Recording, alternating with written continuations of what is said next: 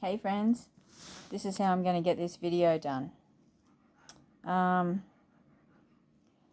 Okay, so this is my breastfeeding story. So the first mistake I made was when he was born, I didn't know to basically have him on the boob pretty much the whole time, or as much as you can. So in the hospital, and I was sitting up when I was breastfeeding him, and that was a pain in the bum. So with my next baby, I'll try to lay down on the bed as much as possible, side lying, and basically just have the baby on my boob. It just makes it so much easier to breastfeed for longer. And I was letting him sleep, like on day 2, I let him sleep for something like 4 hours or 5 hours without putting him on my boob, because I didn't sort of realize that you really should wake him up and put them on the boob, even if they fall asleep on the boob, you know. And the other thing is that I think from when he was about 6 days old, I end up sleeping with him, like co-sleeping. And they say it's not safe, but I reckon it's honestly the best thing for the baby and the best thing for mum, because I get more sleep and he's much happier because he feels close and safe to me. You just got to make sure you don't put any pillows near their face or cover their head with blankets, you know. So sideline breastfeeding, I recommend, is the best way to breastfeed for longer and more comfortably. So what I did last time was, so that was my first mistake, not like putting him on the boob enough initially. Also, my nipples were starting to really hurt because I think his mouth was just too small.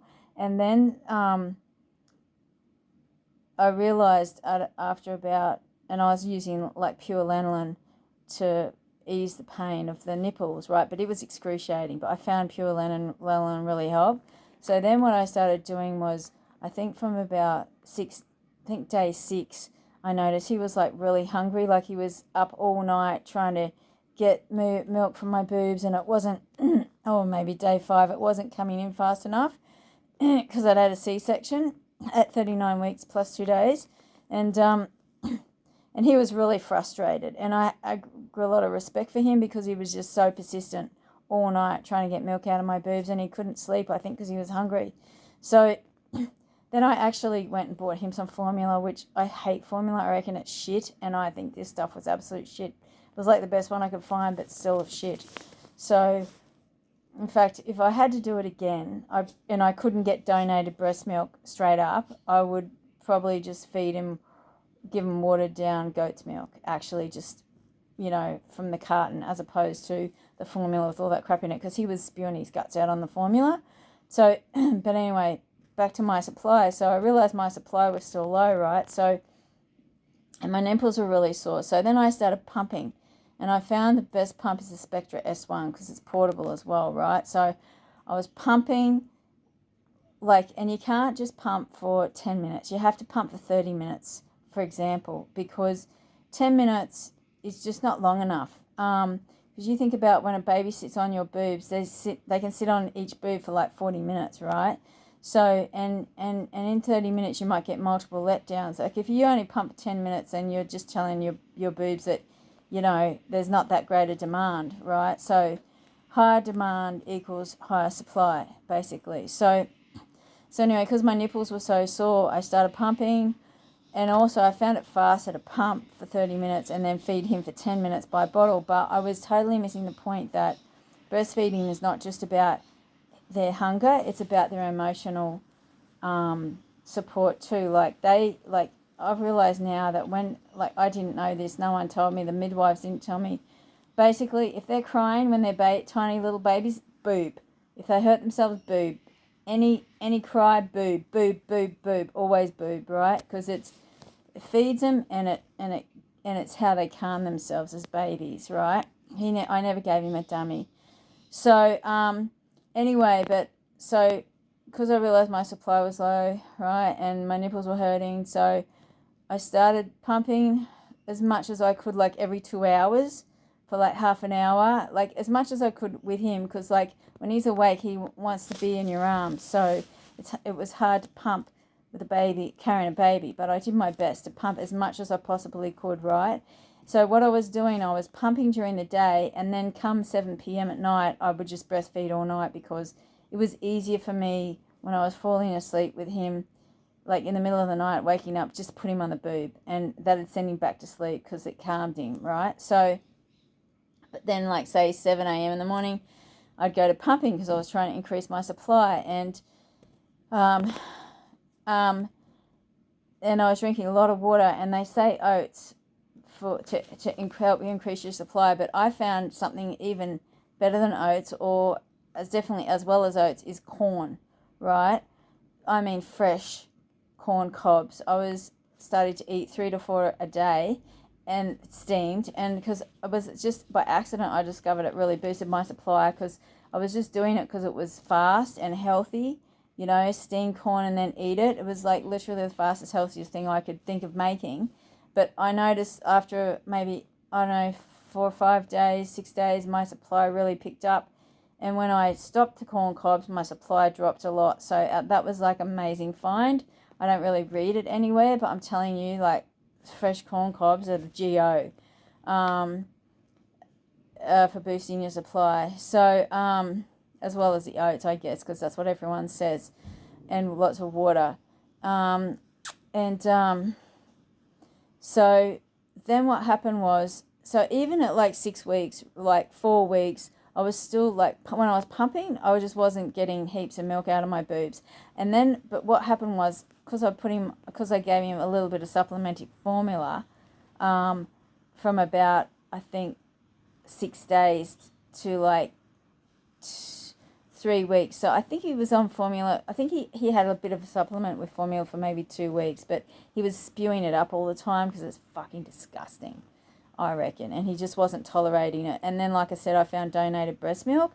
So I was trying to pump all the time during the day, and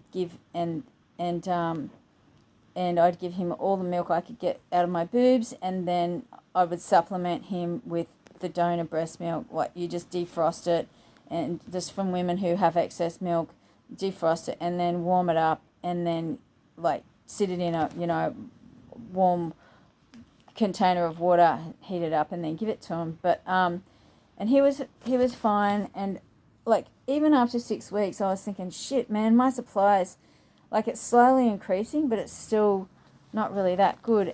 But you think about it, I was still like using the Spectra to pump during the day. And then I found the baby Buddha, which that taught me another lesson. The lesson is, with the baby Buddha, it sucks really hard, but I thought, yep, baby Buddha's got the best suck, like, and it's little and portable, it's going to suck all the milk out of my boobs. But that's not how it works, because the boobs have nerves, and it's really the nerve stimulation that pulls out the milk. So because the baby Buddha had too long a suck and too strong a suck, my boobs would not respond to it. They were like, my boobs would not produce a letdown, which means release their milk to the baby Buddha, right? So it was a real pain. And also, when you're breastfeeding a baby, like, so your nerves can adapt too, right? So after I went to exclusively breastfeeding my baby, my boobs struggled to respond to the Spectra S1. Like, you know, before, in the early days, like the first, say, 8 weeks I was pumping, my boobs would produce a letdown in the Spectra after a couple of minutes, right? And then produce another one. Like, if I'm pumping for 30 minutes, it would be a letdown at, say, in a couple of minutes, and then another letdown at 20 minutes, right? But after he stopped drinking from bottles, he refused bottles from about towards the end of 9 weeks, right? He just wanted boob all the time. So I found that after I was just giving him boob all the time, if I tried to pump, I could pump for half an hour and I might get a letdown after 20 minutes, right? Just one letdown. So my boobs were adapting to more of his demand than the way the pump, you know, stimulated them. So that's important to know too. And then I know the doctor was trying to persuade me to take Metilium, which is a drug you can take to increase breast milk supply, but I didn't want that in my breast milk for my baby, so I just kept pumping.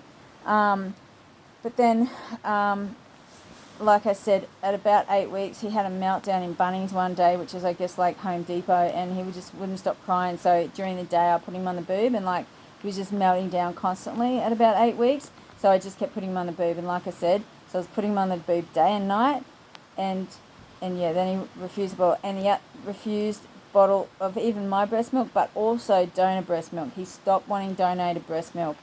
I just could not. I was trying, then I was trying just normal like goat's milk. I didn't want to give him formula. I never tried that again. But he just refused bottle full stop. Even of my breast milk, he just wanted boob.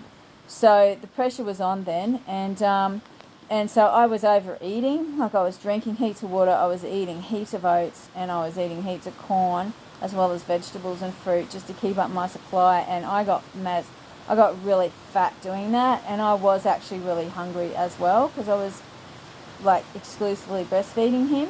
So, but he was like chunkier then than he is now, just from my boobs. So I feel like, yeah, like I've got to, yeah. So I feel like I was giving him a good supply, but I feel like, but yeah, like don't be dissuaded if like at 6 weeks you feel like you've still got a low supply, because again, like what you can pump out of your boobs isn't 100% representative of what's in your boobs for the baby. But I noticed at about 5.5 months I felt like he was either really thirsty or really hungry, right? And he just kept being on the boobs every 2 hours still, and I feel like he really needed either water or food. So that's when I started adding food and water to his diet. And I think looking back, I think next time if my supply is a bit low, I felt that my supply wasn't sufficient for his needs at about 5.5 months, so then I added food and water. But I think looking back, he drinks a lot of water, so I actually think he might have been really thirsty and he just wasn't getting enough fluid from my boobs. So maybe next time I might add in, they say don't add water because then the baby doesn't get its nourishment, but I might add a bit of water in as well for the next baby if I see those signs, you know. And I don't mind giving them some purees of food even earlier than 5.5 months, just based on my experience. But anyway, I think my supply will be better next time, because like even now, like I know at like 11 months, I thought, right, I only want to breastfeed till 12 months, so I'm not going to eat for my supply, and I'm sick of being fat. So I started reducing my food intake, but I noticed my supply was still good. So I feel like, you know, the boobs build the ducts, and maybe I think I got more ducts. Like I noticed my veins in my boobs got way more like prominent. Like there was heaps of veins in my boobs that I've never seen before. So, and I guess that's my boobs' way of like increasing its supply. So I feel like now my boobs have had all this work. I feel like in the next baby my supply will be a lot better because it's, you know, done a good job this time around. So but if you're, like I said, if your supply still looks low at 6 weeks, don't think that you can't get it any higher. You know, just keep pumping if you can, like as much as you possibly can, every chance you get. When the baby's not on the boob, and then give the baby the milk in the boob milk in a bottle, and then give them boob as well. Just keep those boobs working over, and like I said, and when you pump, don't just pump for 10 minutes, pump for half an hour, because you get both boobs going at once. The other thing I did, like after he wouldn't take a bottle anymore, I was thinking, shit, I've got to increase my supply more. And the Spectra is clunky, like it's a big beast. And I put it in a bag and carried it around, but it was heavy. And then the baby Buddha, I didn't really like that because of the long suck, and you know, or just what, it was very limited in its options. And then I was reading that the Pumpables Genie Advance was like a Spectra S1 for some women. So I bought one of those brand new, because my idea was after he'd finished breastfeeding off both boobs, I was going to pump, right? I never got any milk out of my boobs when I did that, pumping my boobs after he'd fed off both boobs. But my idea was to like signal my boobs that, you know, there's none in there, but you know, the baby's still sucking, so it wants more. But it just, like I said, I don't know, but I mean, I was frankly relatively unimpressed with the Pumpables Genie Advance, but some women will say that it's as good as the Spectra S1, but some say it's not. So I trust the Spectra S1 more, even though it's clunkier, to produce the best supply for me. I feel like the Genie Advance for me was a waste of money, but you know, I was wanting to do what was most convenient for me, wanting to try something that was convenient for me, and also help boost my supply in a more portable way. But the Pumples Genie Advance is pretty big anyway, actually, but not as big as the Spectra S1. But anyway, so like I said, and now I'm 17. He's 17 months, a bit over 17 months, and I just can't get him to stop being on the boobies. And for me now, actually, I realise it's really not about the food. It's about his comfort. He's teething. He wants boob. Boob is extremely pleasurable for babies. It's just biologically like that. And you think about it, as soon as they're born, within the first hour, they're going for boob. So they're wired for boob, for emotional comfort and for food. I do notice now at 17 months, if he's on boob all day, he will eat less. So, and I've just started putting Band-Aids on my nipples again to try to wean him again. I got him down almost to 2 feeds, 2 boob feeds, a month or so ago, but then he was teething really bad. He was really, really, really, really emotionally unhappy, and so I just put him on the boob, and it's an instant fixer. You don't have to figure out how to calm a baby when you got boobs, because that just calms them instantly. So it really is, boobs are magical for an emotional sedative for the baby. So anyway, so the Band-Aids just sort of, stop the baby from actually getting onto the nipple. It's just too hot here to wear big shirts and that, and he still gets into them. And you don't really want to be fighting them off, if there's a Band-Aid there and they can't get it off, which he's managed to get a few of them off, then, you're sort of just saying, I just saying boobies are resting, or my boobies are sore, they need a rest. So anyway.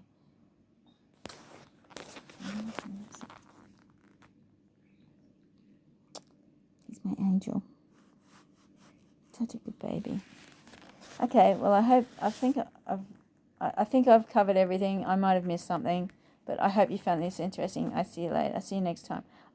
There's something else that I've learned a lot about, and that is baby carriers. Oh my God, I've literally got a whole friggin' baby carrier shop worth of baby carriers. If you guys want to know about baby carriers, based on my experience, be happy to make another video about that.